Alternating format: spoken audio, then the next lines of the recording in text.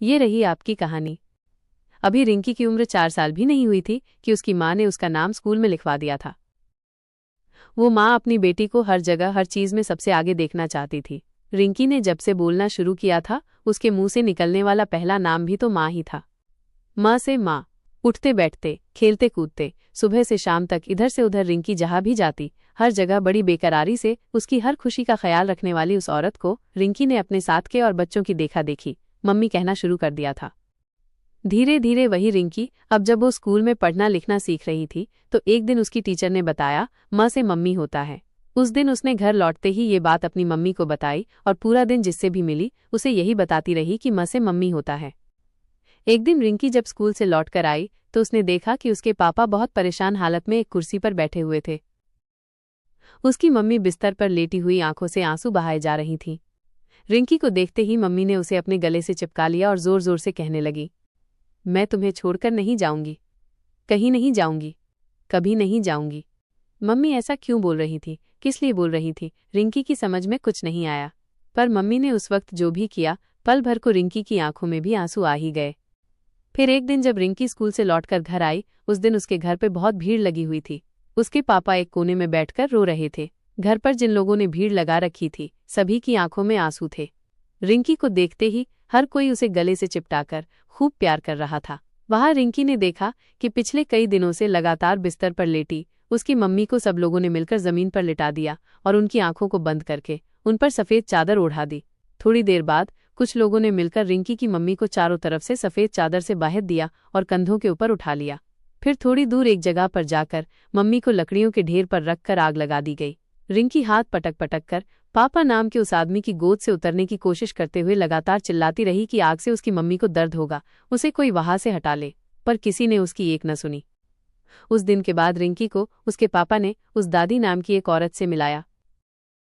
दादी आंखों पर मोटा सा चश्मा लगाती थी और देखने में ही काफी गुस्सैल दिखती थी। उसके घर में आने के बाद से रिंकी का स्कूल जाना बंद हो गया। वो दादी घर में बैठी रिंकी से पूरा दिन कुछ न कुछ काम करवाती रहती थी।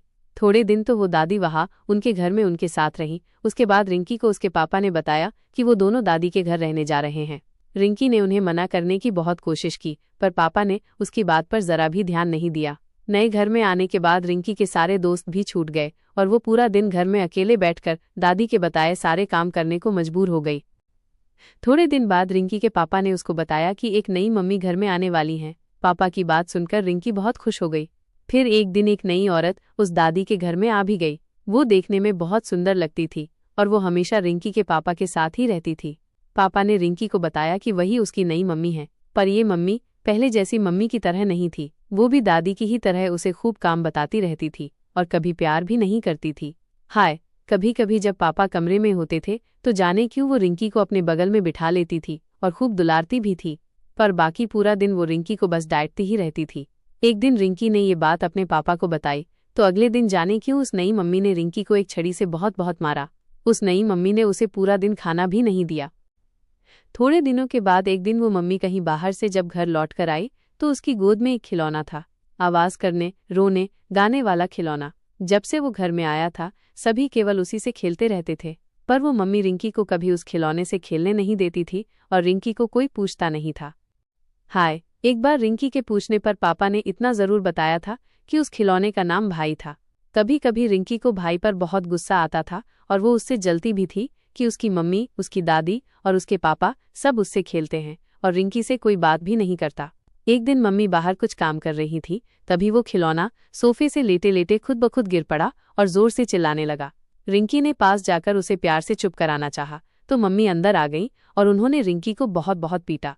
अब रिंकी को मम्मी के साथ साथ उस खिलौने से भी डर लगने लगा था।